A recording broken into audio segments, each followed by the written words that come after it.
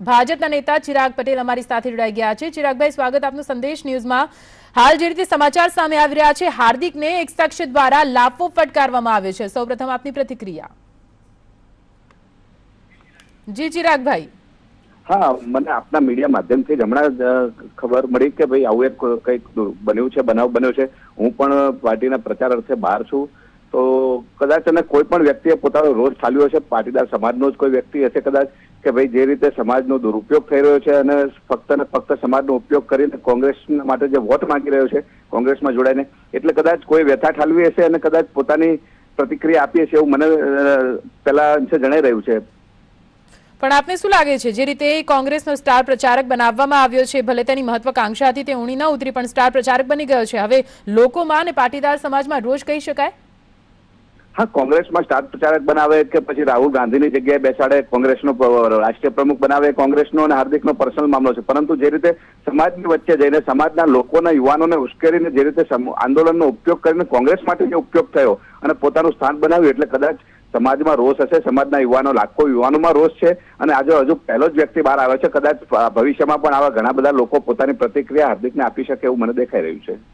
જી બિલકુલ, આભાર પૂરી માહિતી માટે। તો આપને જણાવી દઈએ, હાલ તો વઢવાણમાં બદલાણામાં જાહેર સભાનું આયોજન કરવામાં આવ્યું હતું, જેમાં હાર્દિક પટેલ કે જે સંબોધન કરી રહ્યો હતો ને તે દરમિયાન એક યુવક, એક શખ્સ આવે છે જે લાફો મારી દે છે, થપ્પડ મારી દે છે હાર્દિક પટેલને, અને તે બાદ છૂટા હાથની મારામારી પણ થાય છે। જો કે કોંગ્રેસના જે કાર્યકરો હતા તુરંત આવી જાય છે અને મામલો થાળે પાડવાનો પ્રયત્ન કરે છે, પરંતુ હાર્દિકને લાફો મળ્યો છે, હાર્દિકને થપ્પડ પડી છે, તે બાદ સવાલ ચોક્કસથી થાય કે શું પાટીદાર સમાજમાં હાર્દિક પટેલ પર વિરોધ?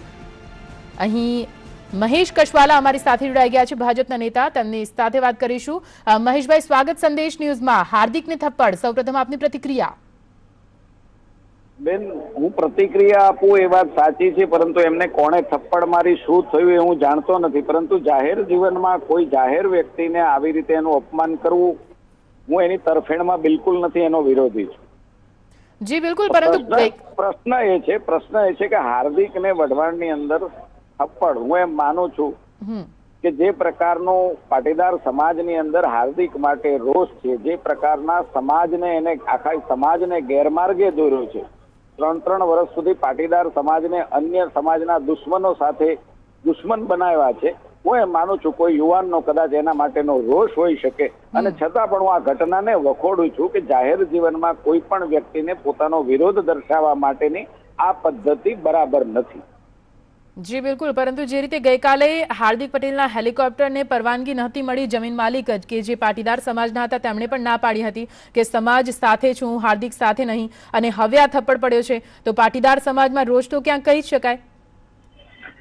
હું એમ માનું છું કે આ કોઈ રોષની પ્રતિક્રિયા જ હોઈ શકે, અને છતાં પણ મારું મન એટલા માટે ના કહે છે, મારો વિવેક એટલા માટે આ પ્રવૃત્તિ સાથે ના કહે છે કે આજે હું પણ જાહેર જીવનમાં છું, હાર્દિક પણ જાહેર જીવનમાં છે, અને વિરોધ પ્રદર્શિત કરવાની આ પદ્ધતિ કોઈને વ્યક્તિગત રીતે અડચણ થાય અથવા તો વ્યક્તિગત એના શરીરને નુકસાન થાય કે શરીરને અટકીએ આપણે, એ ઠીક નથી।